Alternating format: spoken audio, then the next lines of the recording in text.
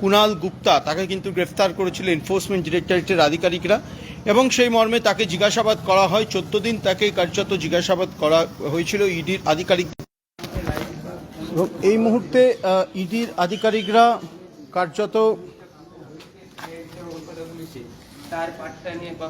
বাগুইআটিতে অভিযান চালাচ্ছে এবং তার সঙ্গে সঙ্গে একাধিক জায়গায় কিন্তু অভিযান চালাচ্ছে এনফোর্সমেন্ট ডিরেক্টরেটের আধিকারিকরা। ইতিমধ্যেই বাগুইআটি দেশবন্ধু নগর, সেই দেশবন্ধু নগরের একটি জায়গায় এনফোর্সমেন্ট ডিরেক্টরেটের আধিকারিকরা তারা এসেছেন এবং কার্যত সঙ্গে কেন্দ্র বাহিনীকে সঙ্গে করে নিয়ে তারা কলকাতার একাধিক জায়গায় ইডির আধিকারিকরা তারা কিন্তু আজকে অভিযানে নেমেছে এবং সেই মর্মে এই কল সেন্টার ভুয়ো কল সেন্টার প্রতারণা মামলায় জিজ্ঞাসাবাদ করা হয়েছিল কুণাল গুপ্তাকে এবং তাকে জিজ্ঞাসাবাদ করে একাধিক তথ্য কিন্তু ইডির আধিকারিকরা তারা পেয়েছিলেন।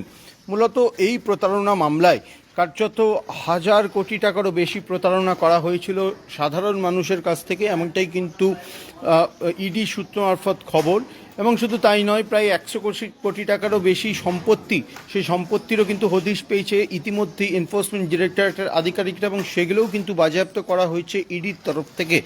এবং সেই মর্মে জিজ্ঞাসাবাদ করার পর বিভিন্ন ব্যক্তির নাম উঠে আসে এবং সেই জায়গা থেকে আজ সকালেই কার্যত একাধিক জায়গায় কলকাতা এবং নিউ টাউন রাজারহাটের একাধিক জায়গায় কিন্তু ইডির আধিকারিকরা তারা এই অভিযান চালাচ্ছেন।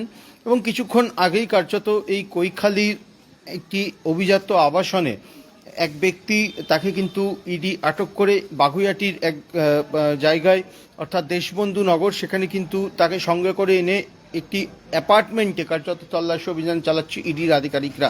মূলত এই ভুয়ো কল সেন্টারের মাধ্যমে বিভিন্ন সাধারণ মানুষের কাছে যেই টাকা প্রতারণা করা হয়েছিল সেই টাকা সে কীভাবে সেগুলিকে বিদেশে পাঠাতো সেই সম্পর্কের বিষয় নিয়েও কিন্তু ইডির আধিকারিকরা যেমনটা তল্লাশি চালাচ্ছেন, যেমনটা তারা ইনভেস্টিগেশন করছেন, তদন্ত করছেন এবং সেই টাকা কার কার কাছে পৌঁছতো এবং কার মাধ্যমে সেই টাকা হাতবদল হতো সেটিও কিন্তু ইডির আধিকারিকরা তারা তদন্ত করে দেখছেন বলে ইডি সূত্রে খবর। সব মিলিয়ে আজ সকাল থেকেই কার্যত কলকাতা শহরের সহ বিভিন্ন জায়গায় অর্থাৎ নিউ টাউন, রাজারহাট, কৈখালি একাধিক জায়গায় কিন্তু ইডির অভিযান এবং এনফোর্সমেন্ট ডিরেক্টরেটের এই অভিযান ভুয়ো কল সেন্টার প্রতারণা মামলায়।